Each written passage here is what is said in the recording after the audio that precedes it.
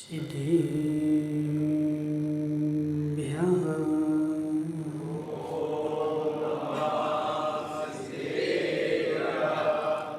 नमः श्रीवर्धमानाय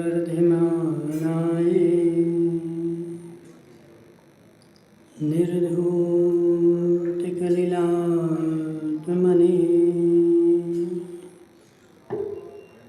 सालोकानां त्रिलोकानां यद्विद्यादर्पणाय ते नमो अरिहन्ताणं नमो सिद्धाणं नमो ऐर्याणं नमो वैज्ञायाणं नमो लोये सब्बसाहुणं पंच परमेष्टि भगवान अनंत सिद्ध परमेष्टि भगवान की एक जनार्द देवादिनाथ भगवान की आचार्य भगवान विद्यासागर जी महाराज की आचार्य भगवान विशुद्ध सागर जी महाराज की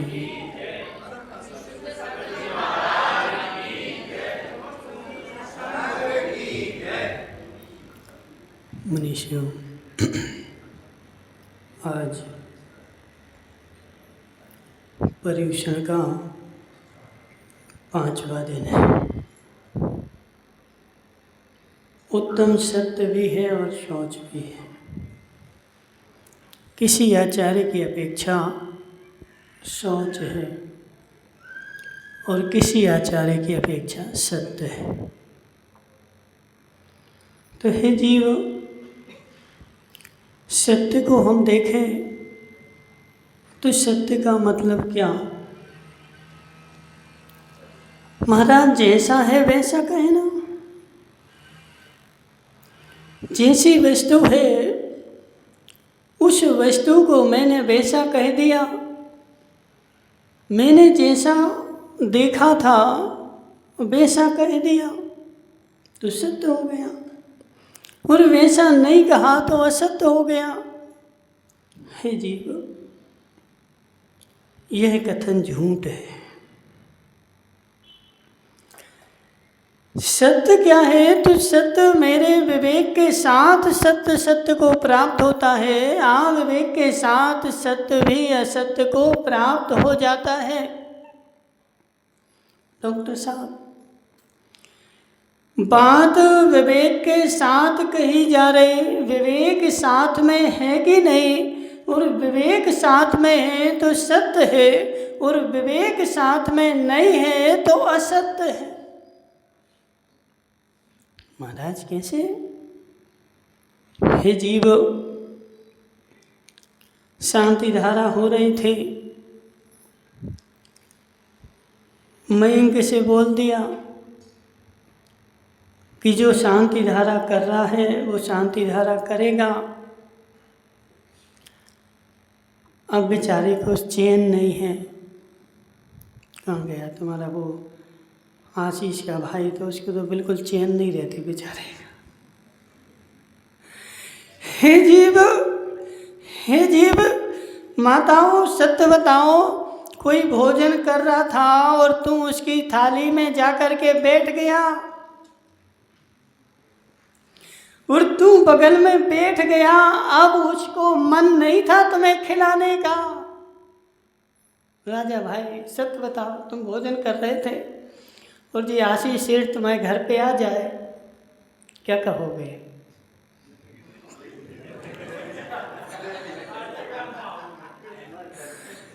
हम थाली लगा के बैठे थे, हमारा मन नहीं था आशीष सेठ को खिलाने का, लेकिन वो घर पे ही आ गया और थाली के बगल में बैठ ही गया। अब तो कहना पड़ेगा ना कि चलो भोजन कर लो।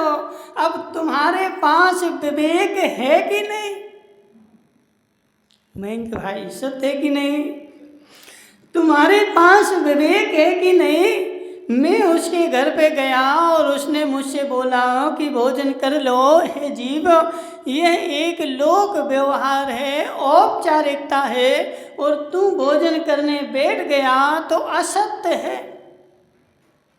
बोलो भूपेश, सत्य है कि असत्य है? नहीं नहीं महाराज, उसने हमसे कहा था कि भोजन कर लो, तभी तो बैठे, हम बिना कहे थोड़ी बैठे।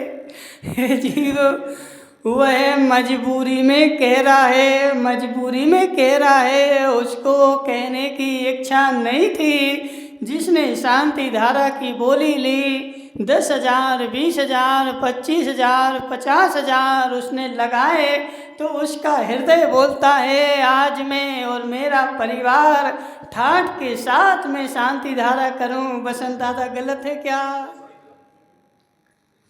देखो बसंत दादा रोज बोली लेते हैं, वो बोले महाराज सही, इसी भावना से लेते हैं। किस भावना से बताओ? इसी भावना से पैसा देते कि आज मैं शांति धारा करूं, और शांति धारा करके मैं करूं, मेरा बेटा करे, मेरा भाई करे, मेरी ऐसी भावना होती है। लेकिन क्या करें, मयंक आगे आके खड़ा हो जाता है।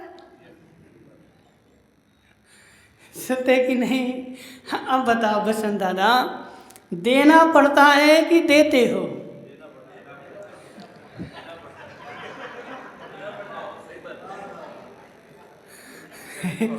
हे जीव, महाराज देते नहीं हैं, देना पड़ता है, क्योंकि वो सामने आके खड़ा हो गया। तो हे जीव, तुझे विवेक नहीं है, और विवेक नहीं है तो तेरे द्वारा की गई क्रिया असत्य है। सत्य वही है और उतना ही है जहाँ विवेक है, और जितना विवेक है उतना सत्य है, और विवेक नहीं है तो वो तेरी सारी क्रिया असत्य की कोटि में जाएगी। समझ मेरी बात। है जीव,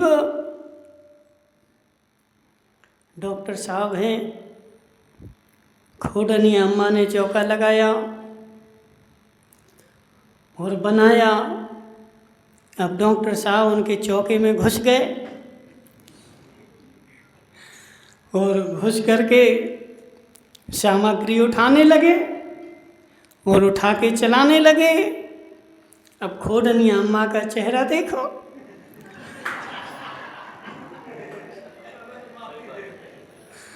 जी खोडनी अम्मा का चेहरा देखो ना, उनको गुस्सा आ रही, अरे हम 7 बजे से लगे हैं और बना रहे हैं, और जी आ गए और इन्हें उठा लिया।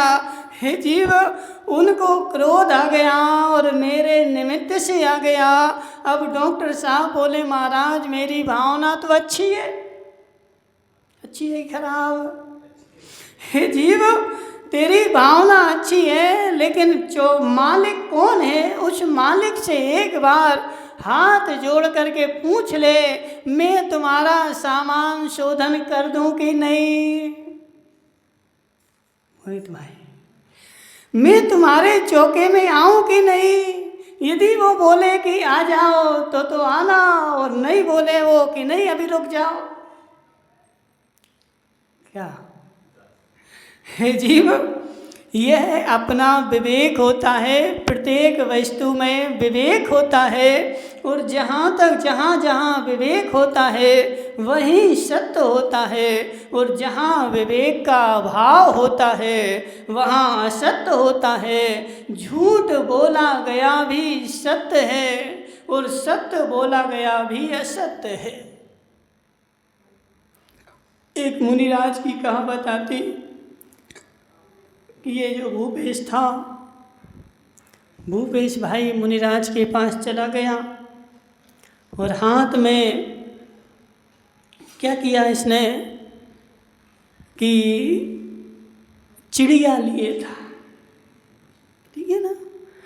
और मुनिराज से पूछ रहा है कि मेरे हाथ में जो चिड़िया है वो जिंदा है कि मरी हुई? सुना कभी? चिड़िया मेरे हाथ में, उसने हाथ ऐसा कर लिया और बोल रहा है मेरे हाथ में जो चिड़िया है वो जिंदा है कि मरी हुई? मुनिराज को पता था कि वह चिड़िया जिंदा है, लेकिन मुनिराज ने बोला कि नहीं, वह तो मर गई। इसने तुरंत उड़ा दिया, आकाश में उड़ गई, और आकाश में उड़ी और ये इसने हल्ला कर दिया, अरे महाराज झूठ बोलते हैं, महाराज झूठ बोलते हैं, क्यों? क्योंकि हाथ में चिड़िया जिंदा थी और ये बोल रहे कि मरी हुई है। महाराज तो झूठे हैं, महाराज तो झूठे हैं। हे जीव, झूठ तेरे विवेक से होता है, वचनों से नहीं होता है। वस्तु को देख करके, परिस्थिति को देख करके और विवेक को लगा करके जो बात बोली जाती है उसका नाम है सत्य। और इन सब को किनारे रख करके जो बात बोली जाए उसका नाम है असत्य। इसलिए मयंक भाई, इस सत्य को तुझे जानना पड़ेगा। वहीं वहीं सत्य है, जहाँ जहाँ विवेक है, जहाँ जहाँ अहिंसा का पालन है मेरे द्वारा। मोहित भाई, महाराज मैं तो धर्मात्मा हूँ। धर्मात्मा हो कि नहीं? मैं तो पक्का धर्मात्मा। मैं 5 घंटे स्वाध्याय करता हूँ और 10 घंटे क्या करता हूँ बताओ?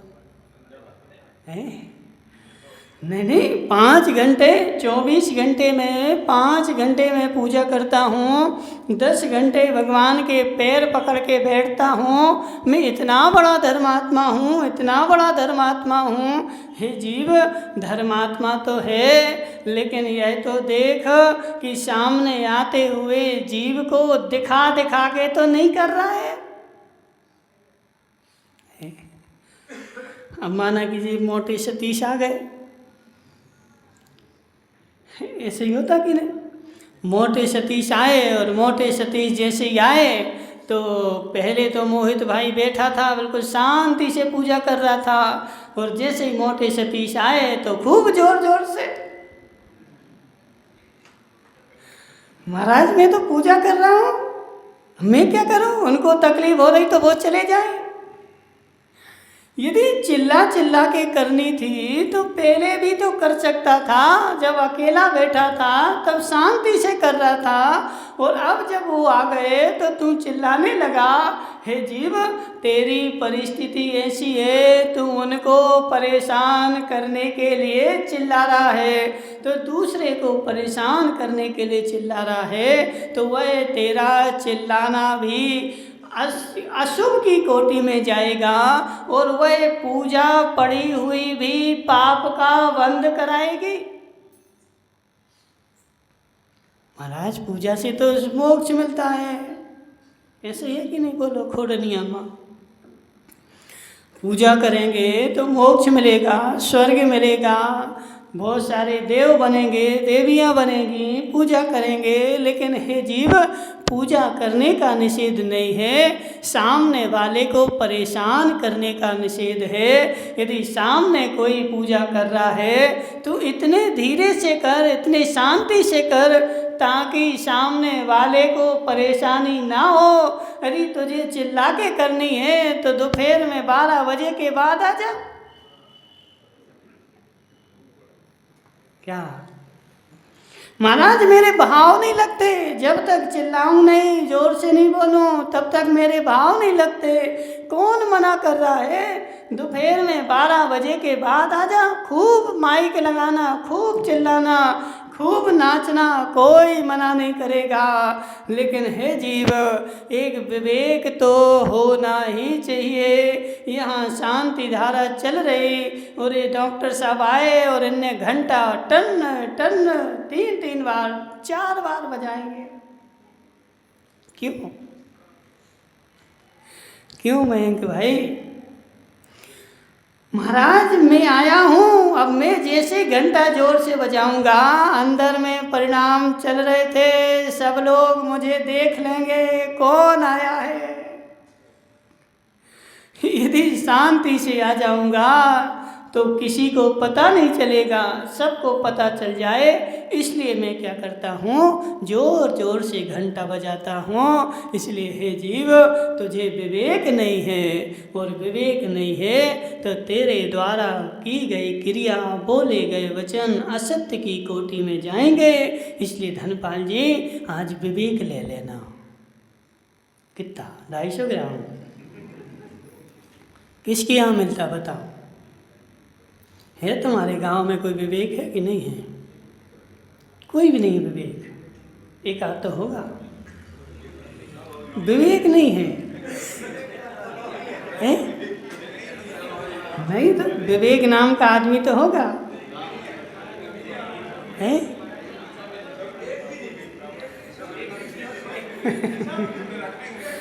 जीव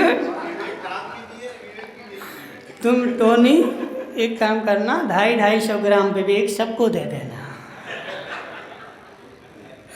ठीक है? 250-250 ग्राम विवेक लाना और सबको दे देना। सबके पास विवेक आ जाएगा, और विवेक आएगा तो सबके पास धर्म भी आ जाएगा। इसलिए अभी वो बता रहे थे, बोले महाराज लोगों ने 10-10 उपास करे और 11वें दिन जो थे वो बेचारे चाट के ठेले पे मिले। मयंक भाई जीव तू 11वें दिन तूने धर्म की हत्या करी है, तुझे महावीर की हत्या का पाप लगेगा। 10वें दिन तुझे सारी समाज के लोग बग्गी में बिठा के सारे समाज में घुमा रहे थे, और जैन और अजैन सब देख रहे थे कि ये जैन धर्म के धर्मात्मा है, और तू घूम रहा था बग्गी में बैठ के, सबने फोटो खींची। जैन तो ठीक, अजैन तेरे ऊपर श्रद्धा थी, ये जैन धर्म का धर्मात्मा है, उनने देखा। और 11वें दिन तू चाट के ठेले पे चाट रहा था, और उसी आदमी ने तुझे देखा, उसकी श्रद्धा जो थी चूर चूर हो गई। और फिर महेश भाई को बोलता है, हम जानते हैं ये सब ढोंगी हैं।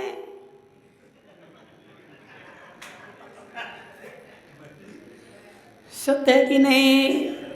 हे जीव 10-10 दिन उपास किए, 10-10 दिन उपास किए, और 11वें दिन तू चाट रहा है। तूने पूरे धर्म को बदनाम कर दिया, श्रद्धा को चूर चूर कर दिया। और वह जो जैन सब देख रहे थे, उन्होंने देख लिया, वो नहीं जानते थे। मयंक भाई तुम्हारे गले में 10 मालाएं पड़ी थी, और तुम बग्गी पे बैठ करके और मलक रहा था। वो जैन जो था वो तो छोड़ दो, लेकिन अजैन जो था वह क्या सोच रहा था कि ये जैनों के भगवान है, ये तपस्वी है, और तपस्वी उसके तुम्हारी मूर्त उसके हृदय में बस गई थी। लेकिन 11वें दिन जैसे ही उसने तुझे चाटते देखा, उसकी श्रद्धा जो थी छार हो गई। इसलिए हे जीव, इसलिए हमने एक भी बड़ौदिया वालों को नहीं बोला कि तुम उपास करो। क्यों नहीं बोला? जिसकी भक्ति होगी, भाव होंगे, भावों में विशुद्धता होगी, वो आएगा। जबरदस्ती कराने का कोई मतलब नहीं है। और जो श्रद्धा के साथ करेगा वह अपने जीवन में परिवर्तन लाएगा, जीवन में सुधार लाएगा। और किसी को जबरदस्ती करा दे तो वह बेचारा धर्म को बदनाम करेगा। इसलिए हे जीव, समझ मेरी बात, थोड़ा सा विवेक अपने साथ रख ले, और विवेक रख लेगा तो सत्य तेरे साथ में चलेगा, और विवेक नहीं होगा तो सत्य आने वाला नहीं है। आगे की चर्चा कल करेंगे। शांतिनाथ भगवान की